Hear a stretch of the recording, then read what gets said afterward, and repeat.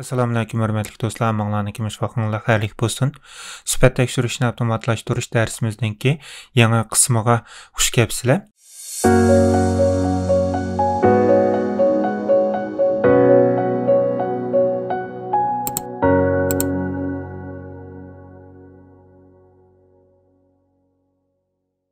Bugungi darsimizda bo'lsa, Selenium'dagi Page Object Module degan hukmni o'rganib o'tamiz. Hamda bu Page Object Module qisqartib POM deydi. Hamda bu Page Object Module o'sha Selenium'da eng muhim hukmlardan birisi, ya'ni bu sınaq avtomatlashtirishda, har xil framework qurishda pek muhim bo'lgan hukmlardan birisi. Bu Page Object Module degan nima deganda, bu laylash turininki birisi. Buni ya'ni design pattern deydi inglizcha.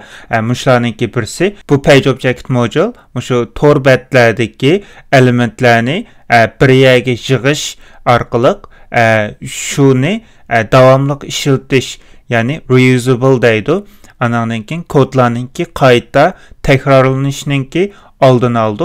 Hamda buningda biz buni object repository deymiz. Biz mushu object repository orqali o'zimizniki web elementlarini bir yerga yig'amiz. Bu orqali mushu yozgan kodlarimizniki qayta takrorlanishininki oldini olamiz. Andanki bizniki mushu sınaq testlarimizniki boshqarilishini yaxshilaymiz. Biz mushu Page Object Module orqali har bir tor betga, har bir page deymiz, hamda har bir pagega, ya'ni tor bet betiga bir class qurish orqali shu classga mushu betga oid mushu betga tava web elementlarni shu yerga quramiz. Shu yerga qurish orqali biz mushu web elementlarni mishadan elib o'qiy olamiz. Bu class yana nimalar bo'ldi degan vaqtida mushu betga oid har xil metodlar bo'lsa, biz mushu metodlarni mushu classga yozish orqali o'zimizniki kodlarni texmo ixchamlashtira olamiz, texmo radlik qila olamiz. Bu orqali biz o'zimizniki mushu automation frameworkni nihoyatda o'lchamlik yaxshi yozib chiqa olamiz.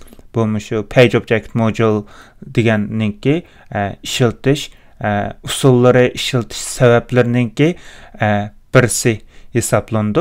Hamda bu Page Object Module'ni qanday ishlatamiz degan vaqtida biz mushu tor betga ma'lum bir betni avtomatlashtirmoqchi bo'lsak, shu betga oid elementlarni yozamiz.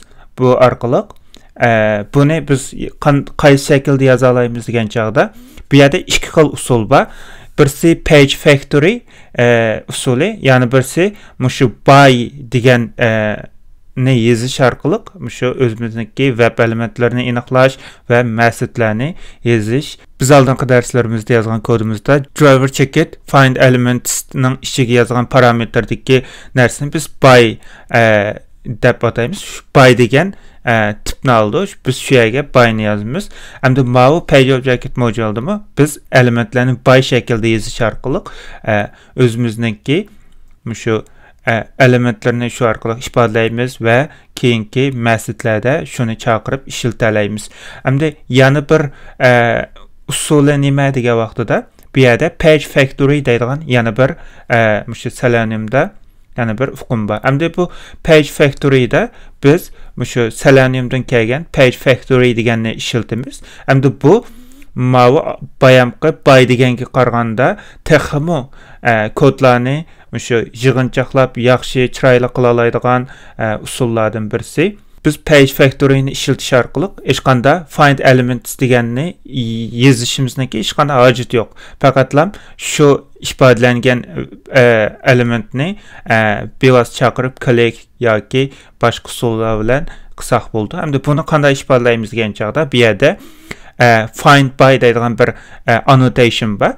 Biz shu annotationni ishlatish orqali shu yerga xpath mi, class id mi shuni yozamiz. Ostiga buni bir web element shaklda yoki list web element shaklda ifodalab, andan keyin shuni yozib chiqsak bo'ldi. Bu yana bir xil usuli. Men endi bugungi mushu hukmni ikki darsga bo'lib ishlayman. Birisida şu bay şekilde ifadeleş, yani birisiga page factory'ni işletip durup ifadeleş. Şuna bugün mavi ders ve keyingi dersimiz şu page object module degan şu hukm üstüde oldu. Bu şu sizlarniki işleş jarayonida ko'p ishlatadigan xizmat intervyu olurdumu ko'p ishlatadigan hukmlardan birisi. Şuna bunu yaxshi bilib olmasanglar bo'lmaydi. Undaqda biz bu dersimizge başlap keteli, yani amaliy mashg'ulotga başlap keteli. Endi bu yerga bizga bir tal torbat lazım bo'ldi.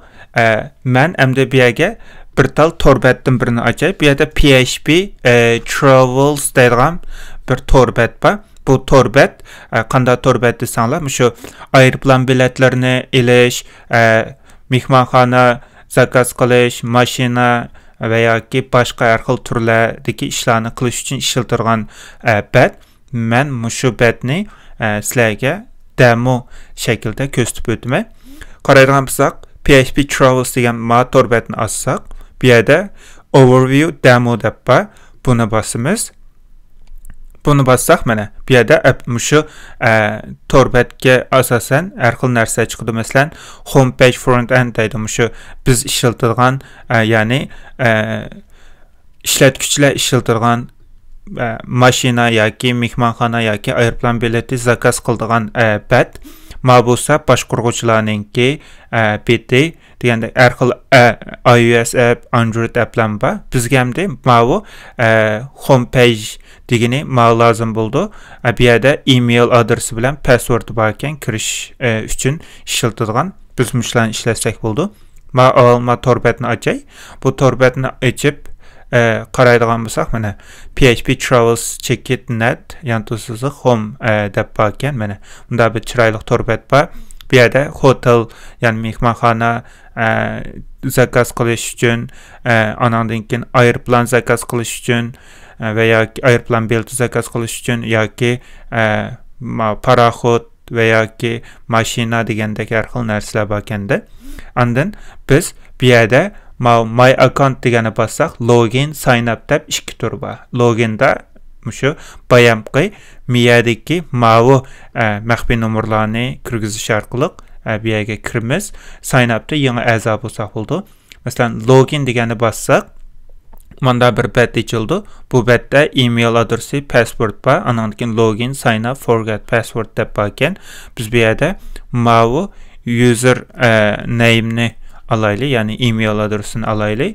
Bu email adresini aldık. Andan keyin bu yerga mavi passwordni yazmış. Demo user ekan. Bu yerga demo user degani bosdim. Besib login degani bossam, mana bunda qilib manda bir bat chiqdi-da. Bu şu my account'ninki bitti. Endi biz şu automationda qanday qilamiz deganda, şu homepage bayamqi homepage'ga ayrim bir bat quramiz. Yani ayrım bir class kurumuz. Ondan keyin account deganga ayrım bir bat kurumuz. Yani miyadagi bütün web elementlarni bir yerga bir classga yig'amiz. Ondan keyin masalan demodagi account'dagi basqandan keyinki miyadagi kirish eg'izidagini bir batga, ondan keyin account deganligini ayrım bir batga shunda quramiz. Undaqda avval men qanday qilay degan chog'da avval projectdan birini quray. Projectdan birini qurib, andan keyin mush ishlarni bir-birlab qilib ketaylik. Ma bizniki oldingi darslarimizda ishlatgan project. Men bu yerga yangi bir project quray. New qilib project degani bosdim. Bosgandan keyin bu yerga yangi project qurgan ko'znak ochildi. Bu Maven project bo'ldi.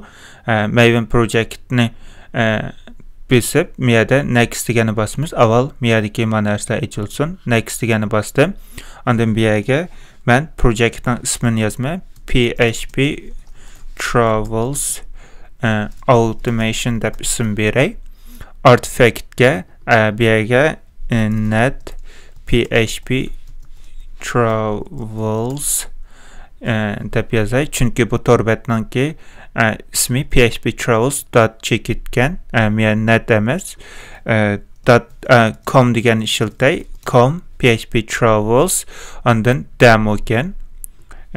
Check demo qilib check automation deb yozay. Bu automationga doir bo'lganligi uchun buni yozib bu yerda finish qilib men shu projectni quray. Ondan bu yerga new window qilib yangi project, yangi ko'znakda achay bu projectni. Açqandan keyin bizning POM examinlarimiz bu yerda qurildi. Bizningki projectimiz hozir tushyotidi. Bu project qurilgandan keyin biz nima ish qilamiz deganda avval dependencylarni olamiz. Bu yerga men dependencies deganni yozay. Yozib, shu oldingi darsimizda ishlatgan Selenium, andan keyin WebDriver Manager, TSNG degan shu dependencylarni oldingi projectimizdan ko'chirib eklay. Ma oldingi projectimizdagi POM examinni ochib, bu yerda miyadagi mavi dependencylarni ko'chiray. Bu yerda mana Selenium, WebDriver Manager, TSNG degan bor ekan. Buni mouse'ning o'ng knopkasini bosib copy qilsam bo'ldi va yoki Ctrl C ni bosish orqali buni copy qilsam bo'ldi. Buni copy qilgandan keyin yana bir projectimizni ochamiz. Bu projectni ochgandan keyin dependenciesning ichiga buni ko'chirib chaplaymiz. Ya'ni paste deganni bosamiz, Ctrl V. Buni bosgandan keyin miyadan mouse'ning o'ng knopkasini bosib Maven deganga eklib reload project deganni bir besitay. Projectninki qaytadan tushirilishi, dependencylarninki tushish uchun buni qaytadan reload qilay. Qaraydigan bo'lsam, mana bu tugdi. Endi men bu yerga mavi qaraydigan bo'lsak, srcning ichida main test deb bor ekan. Men mavi Java'ning ichiga yangi bir package-dan birini quray. Bu yerga php travels.demo deb yozdim. Yozib bu yerga qurdum. Project avval bir classdan birini quray. Home deb yozib qo'yib, qurgandan keyin mana ichiga kirib, men yana bir package-dan birini quray. Bu package-ningki ismi automation deb bo'lsin. Automation deb qurdik. Automation deb qurgandan keyin buning ichiga men yana bir package qurib, bu packagening ismi nima bo'ldi degan vaqtida biz bu yerga shu web elementlarni quramiz. Shunga bu yerga pages deb bir packagedan birini quray. Bu packagedan birini qurdim. Shu packageningki ism ichiga hamda bir class quray. Bu yerga home page deb bir classdan birini qurdim. Qaraydigan bo'lsak, mavi bizningki home page'imiz nimninki pagesning ichiga kirdi. Endi men bu yerga boshqa yana nim quray deganda automationning ichiga utilities deb bir package-dan birini quray. Bu package-da bizningki nimlarimiz bo'ldi degan chog'da doim ishlatadigan kodlarimiz bu yerda bo'ldi. Home page bu yerga keldi. Men home deganni o'chirib o'tay. Buni o'chirib o'tdim. Hozir pages bo'ldi. Utilitiesning ichiga men driver util deb bir classdan birini quray. Andan keyin bu classning ichiga nim yozdimiz deganda, shu WebDriverni mishada qurib olamiz. Endi bu yerga men oldingi darsimizda ishlatgan kodlarimizni eklay. Sizlar o'zingizlar amal bor yozib chiqsanglar bo'ldi. Men bu yerga driver mani ekeldim. Mani ko'chirib eklay. Ko'chirib eklib bu yerga chaplay. Chaplab yozgandan keyin men bu yerga private driver util qilib shu singleton pattern degan bo'yicha bir private constructordan birini quray. Endi qaraydigan bo'lsanglar, bu bizningki driver utilda nima bo'ldi degan vaqtida shu browserni qurishga dair ishlar bo'ldi. Chrome, Firefox, Opera, AI degandek. Ondan driver klassini o'chiradigan shu maqsadlar mishada bo'ldi. Ondan keyin men yana nem quray deganda bir tal test base deb bir klassdan birini quray. Bu test base degan klassni qurib oldik. Endi qurib olgandan keyin buning ichiga nima yozamiz degan chaqda biz before method, after methodlarimizni yozamiz. Before methodni bu yerga yozamiz. Bu yerda Maven'ni mavu testengini tahi tonmadi deydi. Bunu qaytadan add to library qilaylik. Bu yerga public void setup deganni yozay. Yozgandan keyin mani import qilay. Test engine'ni import qildim. Ma pom XML'ni açsam, pom XML'da bizninki mavi hamma narsa ikki qatimdan yozilib ketibdi. Mana bir o'chiray.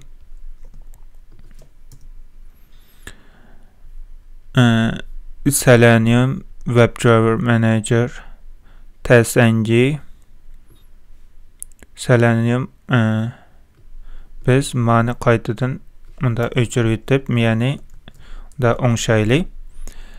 Selenium WebDriver TestNG bo'ldi. Endi bu yerga biz public static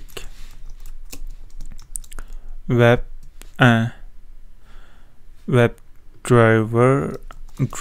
qilib bir WebDriver'dan birini quraylik. Qurgandan keyin bu yerdagi driverga biz bu driver util degandiki get driver degan metodimizni chaqiraylik. Bu metod bizga bir WebDriver'dan birini objectdan birini qurib berdi. Şuna biz miyaga WebDriver objectini qurdik. Normalde qanday qurdik deganda WebDriver driver new Chrome driver deb qurdik emasmi? Miyadagi mavi işimiz muşunga o'xshash ishni qildi. Faqatlam driver util.getDriver degan miyadagi new Chrome driver, new Firefox driver degan ishni qildi. Shuna miyada bek ezqib qolmanglar. Endi bu bo'ldi. Buni qilib bo'lgandan keyin biz nima ish qilamiz deganda driver checkit get degan metodimizni ishlatamiz. Bu metod bizningki shu torbatga kirishimiz uchun yordam qildi. Men bu yerga php.net deganni ochay. Bu .net deganni açsam mana mavi pad ochildi. Shuna men bu yerga shu php travel.net degan torbatni ochaman. Bu torbatni ochdim. Endi bu yerda setup metodi bo'ldi. Endi biz after metodga after metodni yozib public void tear down qilib shu WebDriver'ni o'chirilgan metodimizni chaqiraylik. Bu driver.close driver degan metod bo'ldi. Men bu yerga after metodning annotation'ini beray. Mana qaraydigan bo'lsaqlar bu endi biz bu yerga driver checkit, manage checkit, timeout checkit, implicitly wait deganni qo'shaylik. Implicitly wait bu yerga 10 sekund olsin. Time unit mana seconds deganni yozaman. Buni yozdik. Endi bizniki test base'imiz bu yerda ijro bo'ldi. Endi ma test deganning ichiga men yana bir package'dan birini quray. Bu package'ning ismiga com.php travels.demo.automation deb yana package'dan birini bu yerga qurdim. Bu yerga qurgandan keyin men bu yerga yana bir package kuray. Bu yerga tests deb bir package kurdum. Bu packageni kurgandan keyin buning ichiga men bir testsninki tests boshqa testsning ichiga men package kurmay bir classdan birini kuray. Class qilib home page test deb bir testdan birini kuray. Ondan keyin yana bir package kurup qo'yaylik. Bu yerga automation demo qilib bu yerga bu packagening ismi har doim kichik yozildi. Şuna mani o'zgartib o'tay. Demodagi D cho'ng bo'lib qoldi. Demoni o'zgartdim. Bu yerga men demo test deb yozay. Endi biz bu test framework'imizniki hamda bu test base'ni ishlatib qo'yamiz. Shunga bir torbatdan birini ichib qilib boqaylik. Men bu yerga add test degan annotation ishlatib public void test1 qilib methoddan birini test methoddan birini quray. Bu yerga extends qilib test base degan bizningki qurib olgan bu test base'ni chaqirmasam bu test base'ning ichidagi bizga bütün methodlarni bizga akirib berdi. Bu şu object oriented programmingning ichidagi inheritance degan bo'ldi. Buni qilib bo'lgandan keyin men run qilaman. Run qilsam bizniki bayamqi tor betimiz ochildi. Chunki biz test base deganni extend qildik. Bu shu test base'ning ichidagi barliq methodlarni inherit qilganlik uchun, akirganlik uchun bizning before method, after methodimizmi ijro bo'ldi. Qaraydigan bo'lsak, mana setup methodimiz ijro bo'ldi. Torbat echilyotdi. Echilgandan keyin mana torbat o'chdi. Ya'ni muvaffaqiyatli holda bizningki bu methodimiz ijro bo'ldi degan gap. Ya'ni biz bu test base'ni muvaffaqiyatli holda qurdik. Torbatniki echilib bir qancha sekund saqlashi uchun biz shu thread.slipni ishlataylik. Thread.slip andan keyin biz bu yerga 2 sekund saqlasın. Bu yerga biz şu try catch'ni ishlataylik. Try catch'ni ishlatib catch exception qilib andan keyin e.print qilsak bo'ldi. Bu orqali shu torbat echilib bir qancha sekunddan keyin andan keyin o'chidi. Qayta ijro qilaylik. Torbat mana echilib ham o'chdi-da. Endi biz buningki oldini olish uchun bu test base'ning ichiga shu thread.slipni miyaga yozaylik. Thread.slip qilib buni 3 sekund qilay.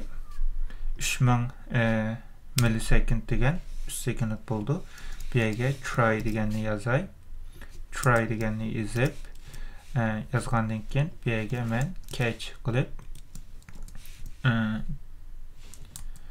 mana xato yozib oldim. Exception qilib ondan bu yerga e.print qilib ishlasak bo'ldi. Ondan keyin bu driver utilsning ichida bizga bu botdi. Shu mani o'chirib olsak bo'ladi. Mani o'chirib o'tib ondan keyin biz bu yerdagi kodimizni biroq o'ngshaylik. Mani unda qilib qilsak kodimiz o'ngshaldi. Endi after methoddan keyin ijro bo'ldi. Endi qaytadan ijro qildik.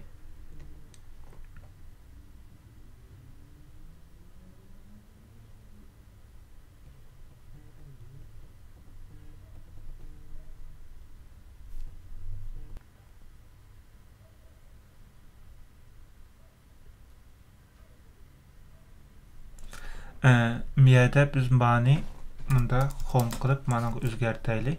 Chunki bir torbatdan yan bir torbatga o'zi avtomatik alınışır ekan PHP netdan PHP home'ga. Shunga mani biz o şekilde üzgersek bir de vaqt cəhətdən uftimiz. Əmdə qaydadan bunu icra qılay.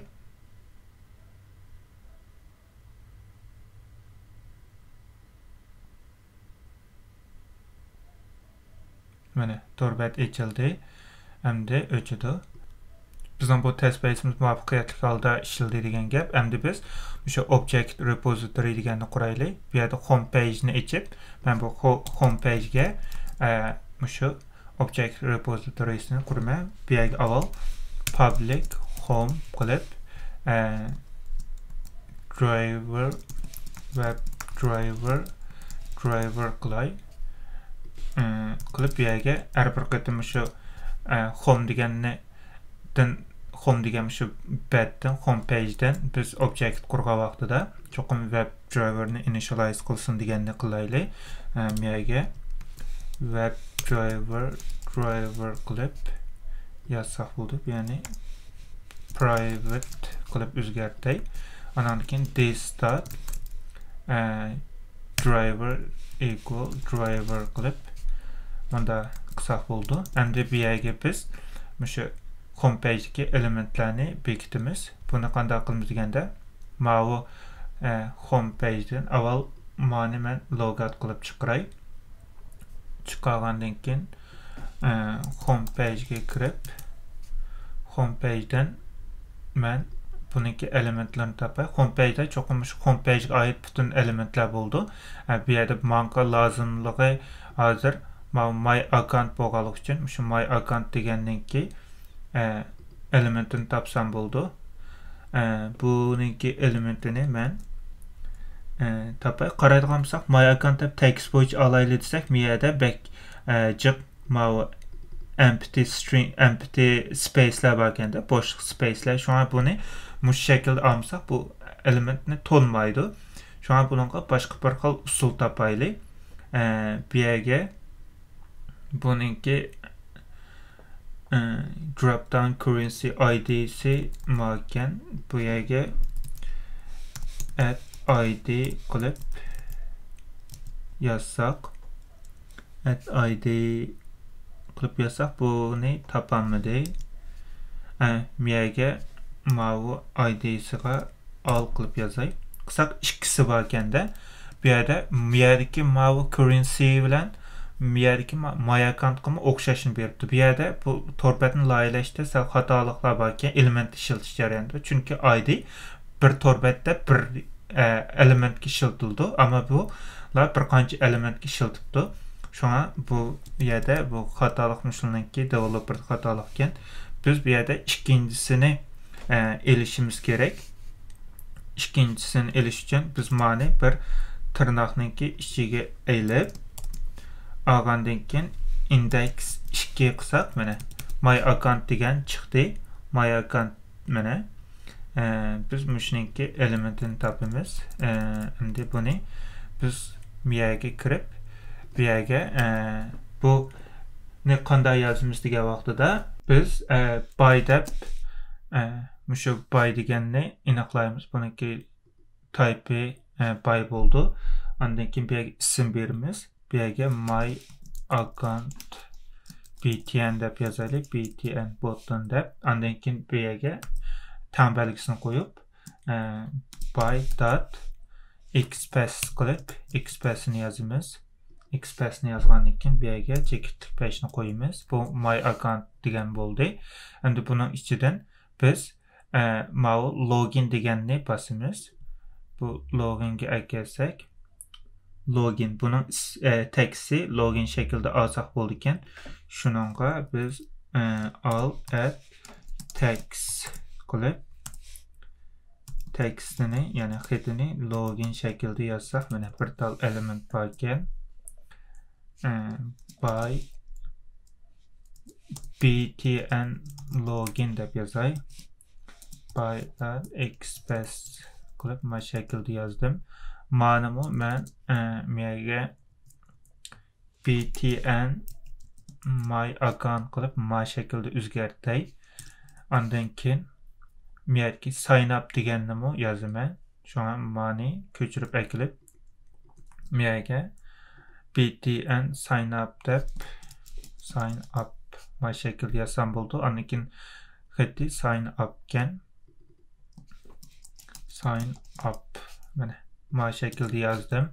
Anlakin bu adım miyerdeki mavu Battle'ninki oldu. Andan miyerdeki başka mesela mavu menüninki veya ki miyerdeki mavu tıl diğerlerini tanısak oldu. Mesela manada tılını tanılaş için mani ekilip miyerge onda kılay. Koğandikin drop down dep çıktı. Bir yerde drop down language gen id'si ben bir yerde add id kılıp drop down language kısam mene English dep çıktı. Hem de bir yerdeki bütün tıllarını qanday çıkarımız diye vaqtida manımında bisip mesela manda kısak mene drop down item dep çıkır iken bu drop down item ken bununki class ismi şu an miyege class kılıp yazıp yazsak total 9 tal tıl çıktı. 9 tal tıl çıkkandan keyin bunun içinde qaraydigan bolsak Vietnamce degan mavu çıkır iken ben bunu drop down'ni ma şekilde elip miyege by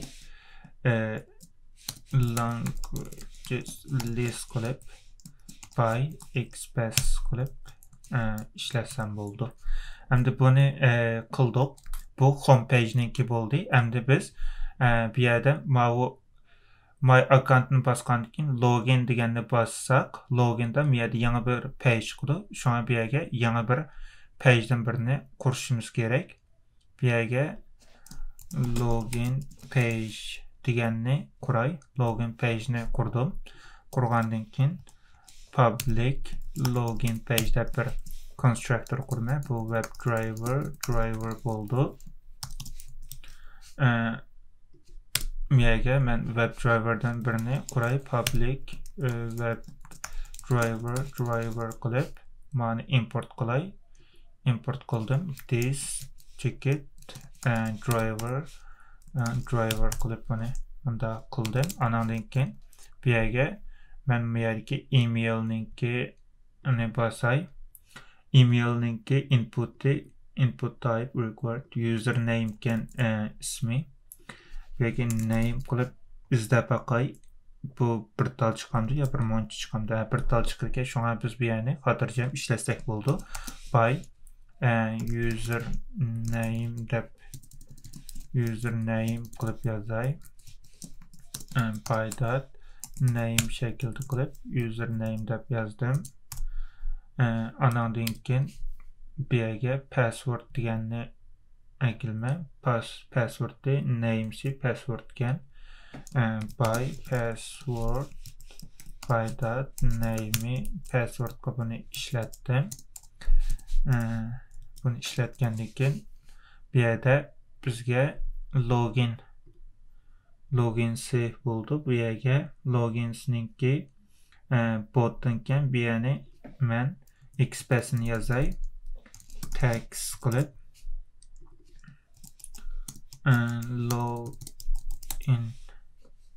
login'da bassam çıkmadı.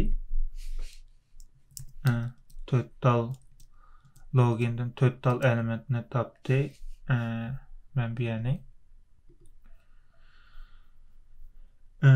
özgertey bu kaysının içinde degende bunu login ondan keyin and add type kılıp submit kılıp ma şekilde işletsem boldu yine taptı. Hem de bunu by btn login dep yazdım. By express kılıp bununkine taptım. btn login ondan keyin btn sign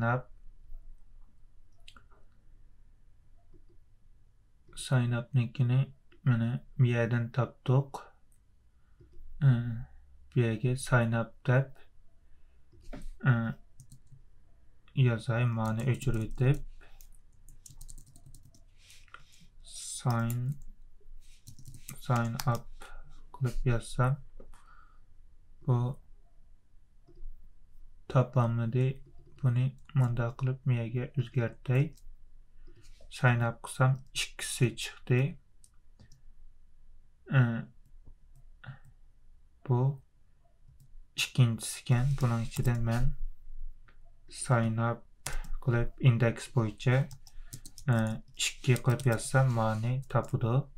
Miyege by btn sign up kılıp by.xpass kılışarklık xpass'ini yazsam oldu.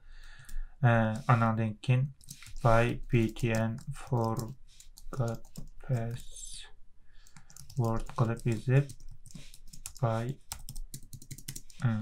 by ticket xpass kılıp diğerge xpass'ini yazay. Xpass'ini forgot password kılıp elip miyege forgot password deganni paste kılay mağularını öçürüytip kısa mene tapdı. Bununkini mi tapdık. Emdi bir yere mene muhabbetki moyim boğan şu web elementlerini bay şekilde yazdık. Emdi bu login neki boldu da. Emdi homepage neki de kanda boldu dedigende homepage'de biz bir message mi yazalayımız. Emdi biz miyetki my account deganni çokum besiş gerek. Şu an biz bir message yazımız. Public void click my account btn kılıp yazıp anandan keyin bir yerge biz driver.find element by kılıp nimli basıdı degende btn my account deganni besiş gerek. Bu my account deganni baskandan keyin andan keyin miyerdeki login deganni yana basıdı. Şu an public void click login btn kılıp yazgandan keyin bir yerge biz driver.find element btn login deganni basımız. Bu yerde mene my account'ni bastık, btn'i bastık, emdi basgandan keyin login'ga kirgandan keyin login'da bu yerda email password deganlarni basımız. Bir yerge emdi login page bo'lganligi uchun public void login deb yazay. Login qilib bu string email adres bo'lsin, string password qilib shu password bilan emailni basadigan qilaylik. Bir yerga biz qanday qilamiz deganda driver.find element bir yerda username.send case qilib email adresini yollaydi. Anandan keyin driver.find element bir password deganni tapıdı. Anandan keyin bir yerga send case password deganni yazdı. Miyada ma ikkisi o'xshashib qolganligi uchun miyada username btn username input username qilib o'zgartay. Input password qilib input username input password qilib o'zgartdim. Anandan keyin driver.find element hamda nima ish qildi deganda btn login deganni besib click ishini qildi. Mana bu bizningki shu login qilish jarayonimiz. Boshqa nima ish qila olamiz deganda bu yerda masalan ayrim yazsaq bo'ldi. Public masalan enter public void enter username qilib yazib string username ne yazıp anandan keyin bu yerga driver find element by input username deganni username qilib send keysga username qilib bunda ayrim şekilde yazsaqmı bo'ldi bu. O'sha yozishniki ikki usuli. Endi biz home page'ni qilib oldik, login page'ni qildik. Endi bu login testini qilaylik. Bu o'sha test bo'ldi. Bu yerga mana ichiga men yana bir class quray. Bu yerdan click Java class qilib login test qilib yazdım. Yazgandan keyin bu yerga add test annotation yazaman. Public void login test qilib yazdım. Yazgandan keyin men bu yerga avval bizniki home page bilan login page'imiz bordi. Şuna biz şunu qilamiz.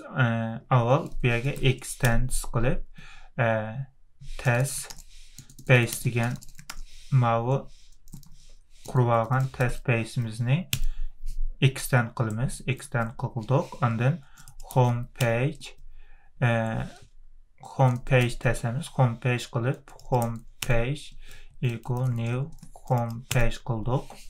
Bu yerga yana bir driverdan birini elish kerakdi. Biz bu yerga şu driver deganni bosamiz. Bu yerda ma test base'ni qilib, ya'ni public qilishimiz kerak. Public qildik. Andan keyin bu yerga driver deganni yozaman. Home page qilib click my account qildi. Home page click login buttonni bosadi. Men bu yerga yana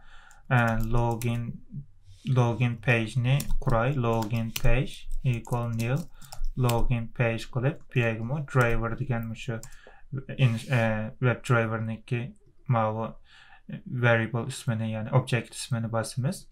Andan keyin bu login page kirib bo'lgandan keyin biz login page login deganni yozamiz. Bu yerga login, ya'ni username bilan password oldi. Biz bu yerga qaraydigan bo'lsak, mavi email'si ondan mavi password'i bu orqali bu yerga kiramiz. Qani buni ijro qilib boqaylik.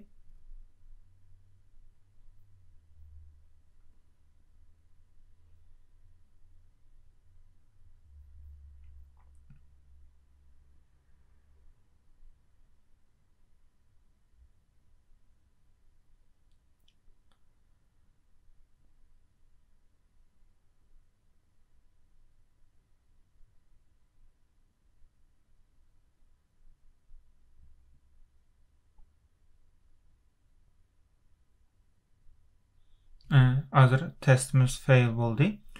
Nimishqa deganda bu yerdagi username deganni topolmabdi. Bu home page'ga kirib click username deganni qilamabdi. Bu qayerda degan vaqtida bu login page'ning ichida username deganni topolmabdi. Biz buni o'zgartiraylik. Mavi login deganni tepib bu yerdan mavi username deganni o'zgartiraylik. Input qilib name username shaklda mana expressni manda topay.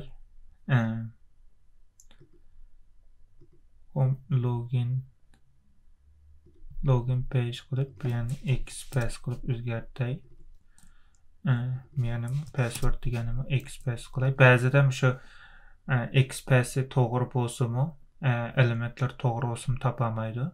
Bu vaqtda shu ko'p o'xshamagan expresslarni yozish orqali bu elementni tepishga to'g'ri keldi. Express qilib o'zgartirdik. Endi buni qaytadan ijro qildik.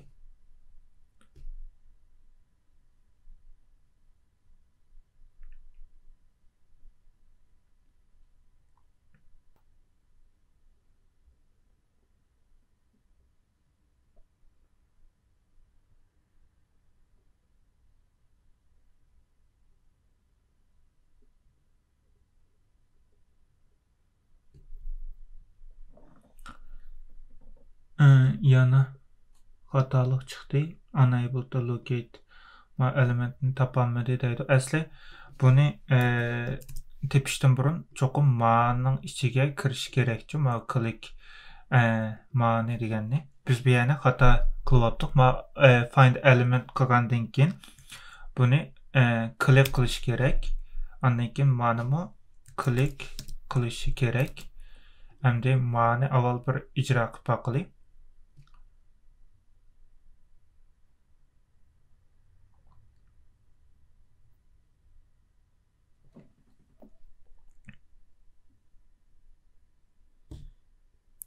Mana bu bastı şu bu yerki click deganni unutib qopdiq. Hem de ma'ni qaytadan icra qilay.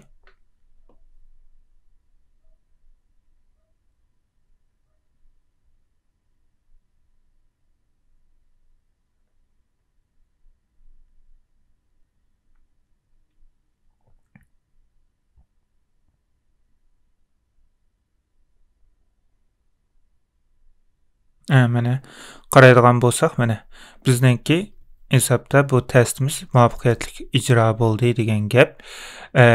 Miyaga biz qaytadan mana ma'ni miyaga kirdida, hamda bu yerda bu torbatga kirgan, akkauntga kirgan kirmaganligini qanday tekshiramiz deganda, biz bu yerdagi ma'vu hide demo user degan ma'ni biz ba yo'qligini aniqlasak bo'ldi. Biz bu yerga avval miyaninki web elementini tapaylı veya ki miyadaki mavi muş accountninki kirgen işletkiçininki yani miyada biz demo user dedik emasmi? Mavi email adresi, bu email adresi isim mavi bo'lganligi uchun mushuni tekshirsak bo'ldi veya ki miyad haydamo deganning ba yo'qligini tekshirsak bo'ldi veya ki mayerki mavi ishlatkichininki profilining bor yo'qligini tekshirsak bo'ldi. Men masalan haydamo degan miyaninkini topay. Avval miyadagi mavi klassni topay. Div add class qilib bu klassni topdim. Ma'ni topdim. Biz bunun ichidagi h3 deganni topsak bo'ldi. Buni qanday topamiz deganda yan to'siq following sibling ondan keyin h3 deganni bossak mana bu chiqdi. Express'ni topdik. Bu yerga biz yana bir klass qurishimiz kerak yana. Qilib bu yerga account page deb bir klass qurib bu klassning ichiga men public account page qilib web driver deganni yozaman. Buni yozib bu yerga web private web driver qilib kurdum. Mani import qilay. Import qilgan keyin this.driver qildim. Ondan keyin by qilib bu yerga username deb by.express qilib bunda yazsam bo'ldi. Bu yerga username yoki başqa har qanday ism yazsaq bo'ldi. Masalan login username deb yazsaqmi bo'ldi.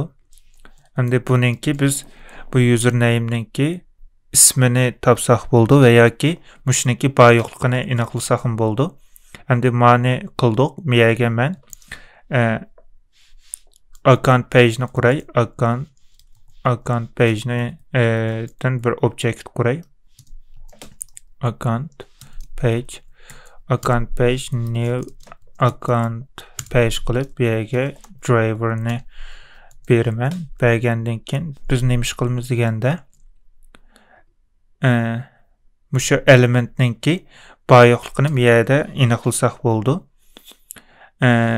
Public is username display qilib yazsaq buldum. Yerga public boolean qilib yozaman. Yazgandan keyin bu yerga men driver.find element qilib logit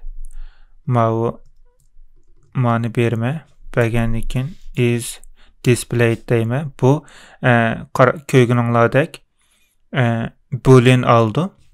Ben bu şunu return qısam boldu. Return qılıma. Hem miyege assert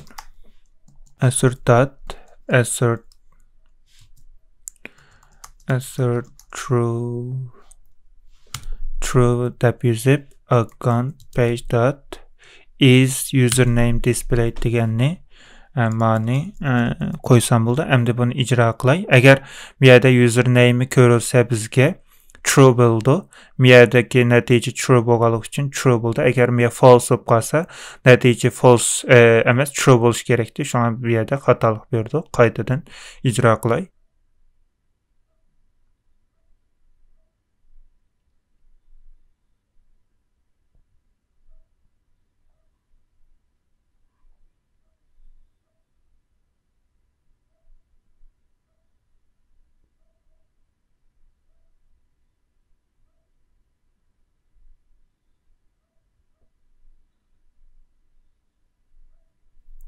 Mana bizningki bu testimiz muvaffaqiyatli holda bo'ldi.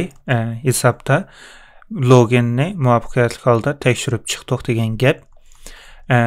Mana bugungi darsimizda biz Hypertal frameworkdan birini qurdik. Andan keyin page object module deganni nimligini, uni qanday qurdiganligimizni va qanday test qildiganligimizni ko'rib o'tdik. Bugungi darsimiz mishakagicha bo'lsin. Keyingi darsimizda biz shu page factory deganni o'rganib o'tamiz. Hozir mobile shaklda qilgan bo'lsak, keyingi darsimizda page factory orqali buni qilib o'tamiz.